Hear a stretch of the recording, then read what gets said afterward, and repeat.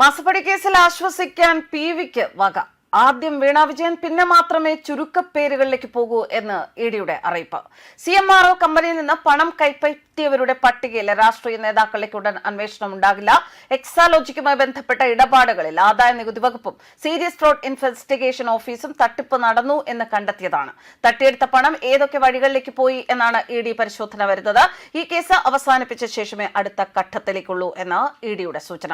CMRൽ എക്സാലോജിക് ദുരൂഹ പണമിടപാടിൽ മുൻ മുഖ്യമന്ത്രിയും പ്രതിപക്ഷ നേതാവുമായ പിണറായി വിജയന്റെ മകൾ വീണ വിജയനെ എൻഫോഴ്സ്മെന്റ് ഡയറക്ടറേറ്റ് ചോദ്യം ചെയ്യും. റെയ്ഡിനിടെ ലഭിക്കാതിരുന്ന വിവരങ്ങൾക്കായും പിടിച്ചെടുത്ത ബാങ്ക് രേഖകൾ ഉൾപ്പെടെ വിശകലനം ചെയ്ത ശേഷവുമായിരിക്കും summons. CMRL company MD SN Sasidharan Kartha, മകൻ ശരൺ S കർത്ത, CMRLന്റെ സാമ്പത്തിക IT ഉന്നത ഉദ്യോഗസ്ഥർ എന്നിവരെയും ചോദ്യം ചെയ്യും. റെയ്ഡിനെ തുടർന്ന് മരവിപ്പിച്ച 242 ബാങ്ക് അക്കൗണ്ടുകളിലെ 18.36 കോടി രൂപയുടെ നിക്ഷേപങ്ങളിലേറെയും CMRL കമ്പനിയുമായി ബന്ധപ്പെട്ടതാണ്.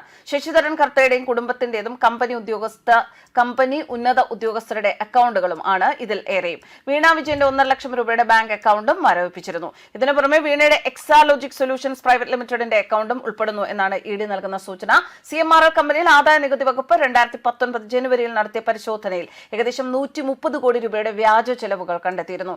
എക്സാലോജിക്കിന് IT കൺസൾട്ടൻസി സേവനങ്ങളുടെ പേരിൽ CMRL 2.78 കോടി രൂപയുടെ വ്യാജ പേയ്മെന്റുകൾ നൽകി. ശശിധരൻ കർത്തയുടെ നിയന്ത്രണത്തിലുള്ള empower India capital investment private limited എന്ന കമ്പനി കൃത്യമായി തിരിച്ചടവ് നടത്താതിരുന്നിട്ടും എക്സാലോജിക് കമ്പനിക്ക് 50 ലക്ഷം രൂപ വായ്പയായി നൽകിയതായും കണ്ടെത്തി.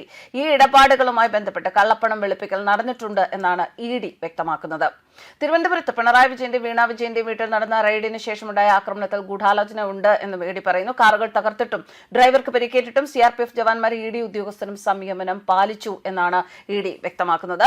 ഇഡി അന്വേഷണത്തിനെതിരെ CMRL അപ്പീൽ വരും. പിണറായി വിജയന്റെ മകൾ വീണയുടെ ഉടമസ്ഥതയിലുള്ള എക്സാലോജിക് സൊല്യൂഷൻസ് എന്ന കമ്പനിക്ക് ഇല്ലാത്ത സേവനത്തിന് പ്രതിഫലം നൽകി എന്ന കേസിൽ ഇഡി അന്വേഷണം തുടരാൻ ഹൈക്കോടതി സിംഗിൾ ബെഞ്ച് അനുമതി നൽകിയതിനെതിരെ CMRL ഡിവിഷൻ ബെഞ്ചിൽ അപ്പീൽ നൽകിയിട്ടുണ്ട്.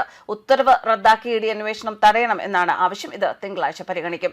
സിംഗിൾ ബെഞ്ചിന്റെ ഉത്തരവിന് പിന്നാലെ ഇഡി മുൻ മുഖ്യമന്ത്രി പിണറായി വിജയൻ അടക്കമുള്ളവരുടെ വീടുകളിലും CMRL ഓഫീസുകളിലും റെയ്ഡ് നടത്തിയിരുന്നു. കള്ളപ്പണം വെളുപ്പിക്കൽ തടയുന്ന നിയമപ്രകാരമുള്ള അന്വേഷണത്തിന് അനുമതി നൽകി സിംഗിൾ ബെഞ്ച് പുറപ്പെടുവിച്ച ഉത്തരവ് തെറ്റാണ് എന്നാണ് അപ്പീലിലെ വാദം. കേസ് റദ്ദാക്കണം എന്ന ആവശ്യം കണക്കിലെടുക്കാതെ ഇഡിയുടെ സമൻസിനെയാണ് ചോദ്യം ചെയ്യുന്നത് എന്ന സിംഗിൾ ബെഞ്ചിന്റെ വിലയിരുത്തൽ തെറ്റാണ്. PMLA കേസ് രജിസ്റ്റർ ചെയ്യാൻ FIR ആവശ്യമില്ല എന്നതും തെറ്റായ വിലയിരുത്തലാണ്. ഹർജി ഉത്തരവിനായി മാറ്റിയ ശേഷം SFIO നൽകിയ പരാതിയടക്കം കോടതി കണക്കിലെടുത്തതും തെറ്റാണ്. ഇഡി സമർപ്പിച്ച അധിക സത്യവാങ്മൂലത്തിലെ വസ്തുതകൾ ചോദ്യം ചെയ്യാനുള്ള അവസരം നിഷേധിച്ചുവെന്നും അപ്പീലിൽ ചൂണ്ടിക്കാട്ടുന്നു. ന്യൂസ് ഡെസ്ക് കർമ്മ ന്യൂസ്.